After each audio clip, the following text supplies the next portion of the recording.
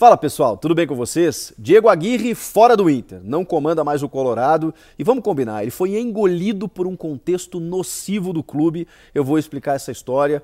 E agora? Estrangeiro? Brasileiro? Chega mais, eu sou o Chico Garcia, inscreva-se no canal e vamos juntos!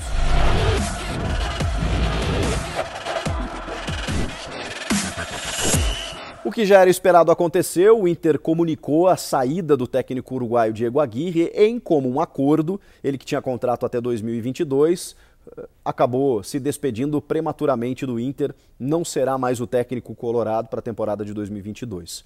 Ele estava esperando o contato da Federação Uruguaia para comandar a Celeste, o que não aconteceu, e era o nome mais cotado. Diego Alonso foi o escolhido, um nome até, digamos assim, inferior no mundo do futebol, no futebol sul-americano, mas talvez os caras tenham assistido os jogos do Inter, né, no segundo semestre. E aí realmente a análise sobre o Diego Aguirre não foi das melhores. O Aguirre termina a sua passagem pelo Inter com um aproveitamento de 42% e alternando muito bons e maus momentos, né? Ele consegue ajeitar um time em determinado momento, ele consegue vislumbrar uma briga por Libertadores, ele consegue ter um aproveitamento em casa numa sequência muito positiva, ele consegue fazer o time jogar de um jeito no estilo Aguirre, né? Começando na pressão, depois jogando de uma forma mais reativa, em transição rápida, como o Inter se acostumou a jogar, especialmente sob o comando do Abel Braga na temporada passada, e antes ainda com o Odair Hellmann, antes do Eduardo Cudê, antes do Miguel Ángel Ramírez.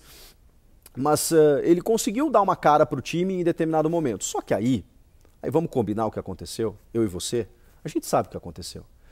E aí o Aguirre eu não consigo responsabilizá-lo exclusivamente. Ele tem os seus erros, ele ficou focado e é muito difícil julgar o profissional nesse aspecto. Ele ficou focado em receber o convite da seleção uruguaia, um sonho que ele tinha e que não aconteceu. Nós estamos às vésperas de uma Copa do Mundo, substituir Oscar Tabares, uma lenda para o país. Então seria um convite assim que obviamente mexeu com ele.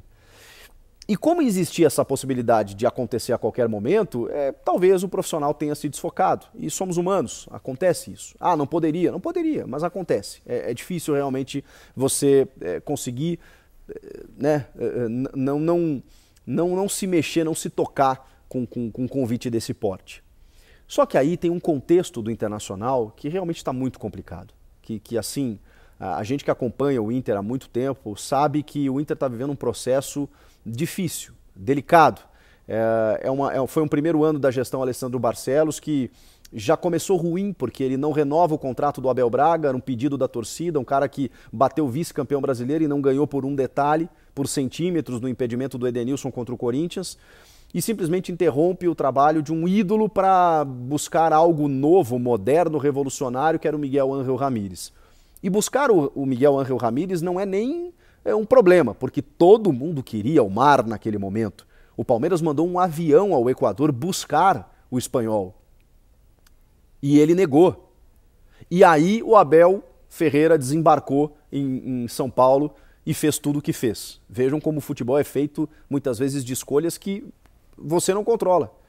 O Palmeiras tentou contratar o Mar, não conseguiu. Pois ele desembarcou em Porto Alegre. O Inter conseguiu o Miguel Ángel Ramírez que todo mundo queria. O problema foi você ter o time, né? Você ter encerrado o trabalho interrompido o trabalho do Abel Braga abruptamente como foi, para apostar num estrangeiro pela primeira vez atuando aqui no Brasil, um cara com uma pouquíssima experiência na carreira, mas que virou um fenômeno sul-americano. Todo mundo queria o Miguel Ángel Ramírez, enfim. E foi um trabalho péssimo, fisicamente, tecnicamente, taticamente, foi muito ruim o trabalho do espanhol.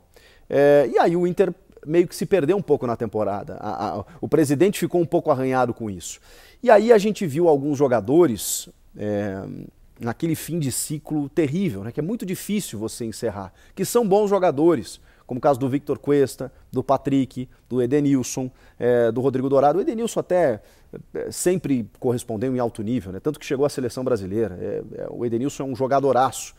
Mas são aqueles jogadores que ficaram marcados pela torcida por sempre baterem na trave, né? Como foi 19 na Copa do Brasil, como foi 20 no Brasileiro e em muitos grenais também, um elenco que não conseguiu se estabelecer. E por mais que sejam bons jogadores, vai chegando um ponto de desgaste. Eu não citei esses jogadores por acaso, foram os jogadores citados pelo Paulo Paixão, um mago da preparação física e também da relação interpessoal entre atletas, que era o coordenador técnico do Inter e tem o seu áudio vazado falando exatamente desses atletas e também do Bosquilha, né? Esse até num tom mais agressivo, dizendo que era um enganador e tudo mais, e os outros que poderiam ser permutas e tal. Para vocês terem uma ideia do clima, né, que estava no vestiário, e isso impactou de forma muito direta o que aconteceu dentro do vestiário, revelado inclusive por todos, inclusive pelo próprio Diego Aguirre. Ali o vestiário meio que se perdeu no momento decisivo e crucial da temporada, além do objetivo maior de todos ali dentro do clube, que era rebaixar o maior rival. A crise do maior rival, a situação do Grêmio, ela preocupou tanto o Internacional que o Inter apenas jogou para isso. O Inter jogou para rebaixar o Grêmio e conseguiu. Atingiu o seu feito na temporada. Mas se você excluir o Grêmio da relação, da situação e olhar apenas para o Inter, a temporada é ridícula. Porque o Inter sequer ganhou o gauchão desse Grêmio que foi rebaixado. O Inter em 2016, quando foi rebaixado, ele ganhou o gauchão. Ele chegou à semifinal da Copa do Brasil e acabou sendo rebaixado. Esse ano ele caiu muito cedo em todas as competições. Para o Olímpia na Libertadores, o mesmo Olímpia que ele tinha aplicado 6-1 na fase de grupos. Acabou não avançando para o Vitória na Copa do Brasil. Para o Vitória, um time inqualificável, que o Grêmio passou por cima depois, na mesma Copa do Brasil. Então o ano foi terrível. E depois do Grenal, em que o Inter vence o Grêmio com 1-0, gol do Tyson no Beira-Rio, festa da torcida, caixão do Patrick, aquela coisa toda, o Inter ganha um jogo do Atlético Paranaense e morre na competição. Por quê? Porque ficou no radinho, provavelmente dentro de campo, vendo qual era o jogo do Grêmio, para saber se o Grêmio ia cair, ia ser rebaixado, em que rodada seria confirmado o rebaixamento. Essa foi a preocupação do Inter, inclusive preservando os jogadores para jogar esse Grenal. Na véspera teve um jogo aqui contra o São Paulo, que o Yuri Alberto sentiu no aquecimento, tudo bem que ele machucou realmente depois, mas o time não entrou em campo. O São Paulo, que foi ruim, péssimo na temporada inteira, atropelou o Inter aqui no Morumbi, porque o Inter não estava preocupado com esse jogo. Tinha 4, 5 jogadores no banco só, porque ele estava preocupado era justamente com o Grenal na semana seguinte. Foi isso que o Inter fez. E como que eu vou responsabilizar apenas o Diego Aguirre se o contexto do clube, que já vive um problema de reformulação tardia, de transição, de complicações de vestiário, jogadores que tinham que ir embora, que já não dão mais a resposta, que não podem mais ser a solução, de uma oxigenação que precisa ser feita e de uma atenção completamente voltada para o outro lado, como que você vai conseguir mobilizar os teus atletas? E aí o Diego Aguirre pensando na seleção uruguaia, ou seja, ninguém estava preocupado com o Inter, ninguém estava preocupado com o que fazer dentro de campo. E aí o Inter despencou a ponto de não pegar uma vaga na Libertadores que estava sendo praticamente entregue, sorteada para todo mundo nesse Campeonato Brasileiro, com 8 vagas. O Fluminense pegou, o América Mineiro pegou, o Bragantino pegou, o Inter não conseguiu. O Inter, inclusive, disputou com o Ceará, Atlético Goianiense essa última vaga e não conseguiu. Quem pegou foi o América Mineiro. Então assim, o Aguirre também foi engolido por tudo isso. Mas eu concordo que ele tem os seus erros, obviamente, ele não conseguiu mobilizar a equipe, porque ele também estava envolvido com outra coisa, ele não conseguiu motivar, ele não conseguiu dar uma resposta, e acho que foi bom para todo mundo eu não estou criticando a saída, não.